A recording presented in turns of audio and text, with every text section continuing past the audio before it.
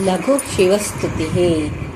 ललितचन्द्रनिभाननः सुस्मितं शिवपदं शिवदं स्मरतां शिवं विशदकोटितटिप्रभयायुतं शिवजया शिवया शिवयायुतं नटननाट्यनटं नटगायकं जनमुदं जलजायतलोचनं भुजगभूषणभूषितविग्रहं प्रणमहे जनते जनवल्लभम् श्रुतिशतप्रभया प्रभयायुतं हरिपदाब्जभवां शिरसादृतं शिव शिवेति शिवेति शिवेति वै भव भवेति भवेति भवेति वा मृड मृडेति मृडेति मृडेति वै भजति यः सततं प्रणतामि यात् इति श्री व्यासतीर्थ श्री चरणकृता लघु शिवस्तुतिः।